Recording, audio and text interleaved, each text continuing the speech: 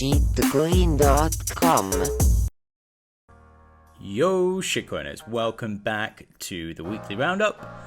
Before we get started, we've got a little content to plug, so go check out the latest episode of Crypto 101, a new series we're starting on Shitcoin TV.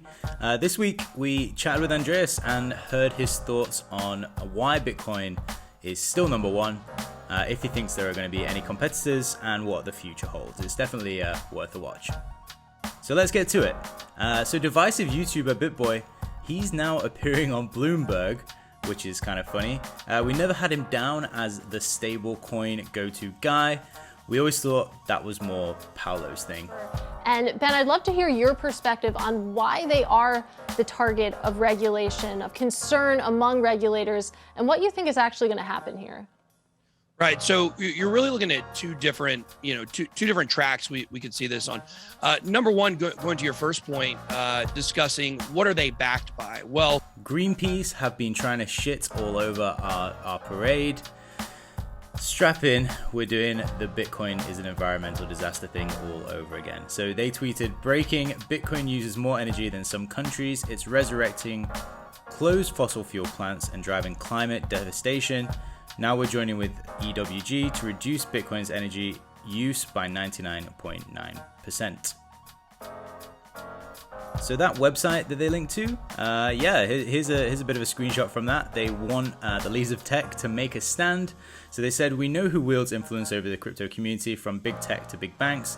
Leaders like Elon Musk of Tesla, Jack Dorsey of Block, and Abby Johnson of Fidelity have vested interests in Bitcoin and the power to affect change. BlackRock, Goldman Sachs, PayPal, and many others have a responsibility to help clean up Bitcoin. Oh God, whatever. So they should really just ask Kobe about this. They definitely have got it wrong about who the leaders are. So is the co-founder of Ripple, i.e. Chris Larsen, the guy that you'd like leading Bitcoin's future development? Greenpeace put out a video. Here's a factual fix from the community. It's a great watch. This is Sweden, one of the leading industrial nations in Western Europe, home to a population about the size of Chicago's. And don't forget IKEA. There's a cryptocurrency that uses 0.1% of the world's energy production per year and stores twice as much value as Sweden's GDP. Bitcoin. Saylor does not give a shit about any of this. He just learned about leverage. Still on the topic of Bitcoin, you may not be getting your Mt. Gox coins back just yet, but Mark has an interesting one for you. You can get an NFT, so you can, talk about how you have the NFT and you don't have the coins. That's cool. So we thought this next tweet was about Ethereum. Turns out it's about the future of horses. So Jimmy Ragoza, he tweeted, there is 120 mil ETH total supply, but only 59 million horses, in the world. I know what I'm accumulating. Good luck riding your ledgers. What is the Shitcoin.com newsletter without a hack? Ronin got wrecked with over $600 million drained from their bridge. Now that's a big oopsie. The best part is it took over 6 days for someone to realize that over $500 million was missing. So the hacker was trying to short it, but it just kept going up and he got liquidated. So yeah, this industry is crazy. We take a quick break from the crypto action to show you the Shitcoin.com Director of Autistic Communications, Brian Micon, playing against Phil Hellmuth at the 2020 US Poker Open. Nice work. Micon with sixes in the hole. Great. So Luna has been making headlines lately. Do Kwon is planning to make the Luna Foundation the second largest holder of BTC after Satoshi. We're not sure how we feel about him linking the failure of UST to the failure of crypto itself if he becomes the second largest holder. It sounds like he's trying to take us down with the ship. I think if we scale that to $10 billion, so the reason why I want to get to 10 billion is that besides Satoshi, we will be the largest single holder of Bitcoin in the world. Now, then in that case, like within the crypto industry, then the failure of UST is equivalent to the failure of crypto itself.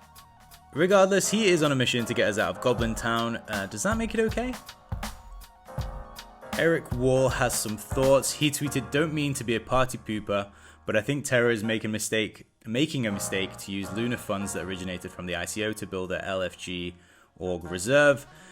The goal of UST is to be 1, decentralized, and 2, sustainable. This reserve is neither of those things." There's a big Twitter thread, which you should definitely read, so click that in the links below. But Do Kwon kind of questioned his credentials when Eric said, "I manage the largest crypto fund in Scandinavia," and he quoted this one. Whoops. Anyway, remember that Luna bet? So if Kwon wins, the 22 million is evidently pocket change to him. We're excited for if this flex comes to life. To a bit of art next. Crypto Graffiti did a thing. What a masterpiece. Also art is this next tweet.